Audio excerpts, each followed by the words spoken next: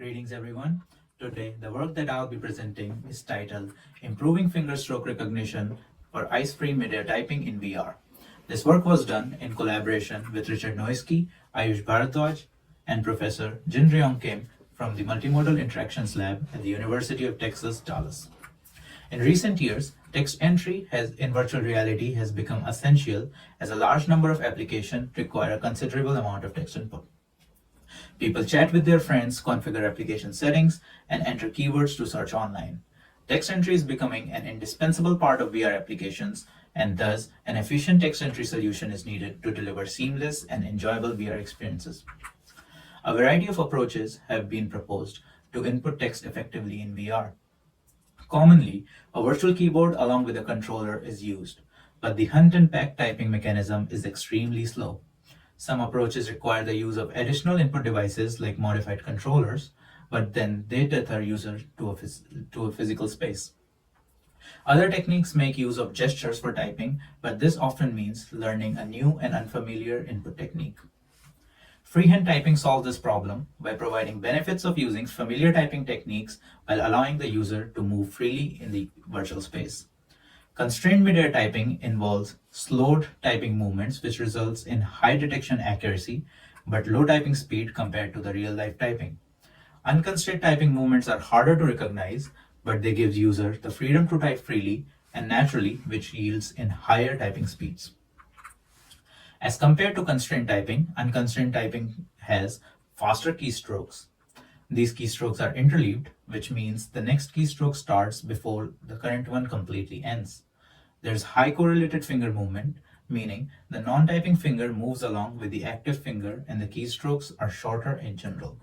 This results in decreased key individualism and it makes it harder to differentiate between two consecutive keystrokes. So, how can we improve finger stroke recognition in unconstrained typing in VR? In this paper, we tried to tackle this problem and we came up with three major contributions. We proposed a pipeline that provides a guide on recognizing these complex keystrokes from data collection to final recognition step. We analyzed features that played an important part in defining keystrokes and differentiating between two consecutive keystrokes. And finally, we developed a classification model that accurately recognizes these finger strokes and predicts the intended key press. Our pipeline consists of 6 major steps. Initially, we collected a huge amount of data from multiple participants, and then we labeled this data according to the keys that they intended to press. We tested the significance of different features on the processed data and features that are important and found out the features that are important for recognition. Then we trained a finger classifier that can recognize the finger which is making the keystroke. Once we have this finger information, this is passed as a feature vector to a key classifier that outputs the intended key press. Finally, we add an NLP model that predicts the character based on what has been typed before. We use the confidence scores from the key classifier and the NLP model to get a keystroke with the highest probabilistic score. For data collection, we collected data from 20 touch typists with a mean age of 28.4 years. We used leap motion and OptiTrack motion capture system to get the value of 40 joints, 4 per finger, 3 for each thumb, and 2 for the center of the palm. Each participant typed 3 blocks of 20 phrases each in addition to a practice block. Phrases were randomly selected from the McKinsey phrase set. By the end of this process, we had around 200,000 traces.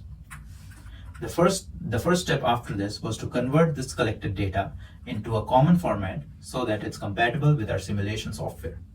The simulation software reads all the traces one by one, and then we had to manually go through them and find out the traces which and identify the keystrokes and label them.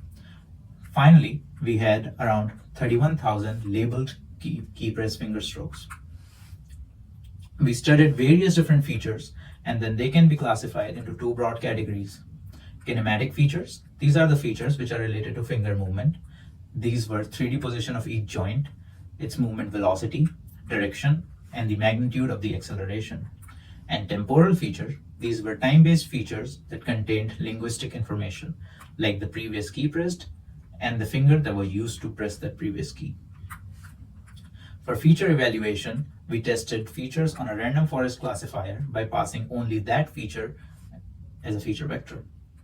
We found that position and direction were highly impactful in recognizing fingers and key presses, while acceleration and velocity were not. We also observed that the joints farther from the palm and closer to the fingertips were more decisive. And finally, both the temporal features provided high recognition rate. For classification, we tested 4 different classification architecture for their performance in finger and key classification. Naive Bayes, which is a probabilistic model, one of the simplest yet the most common classification model. Random forest, an ensemble learning technique that uses a number of decision trees to make classification, an SVM with linear kernel, and our own deep neural network with 6 hidden layers and approximately 350,000 trainable parameters.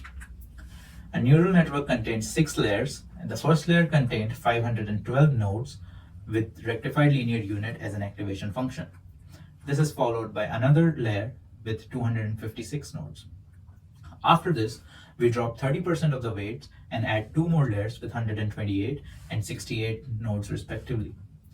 Finally, a dense layer with either 28 nodes or 10 nodes depending on key and finger classifier was added.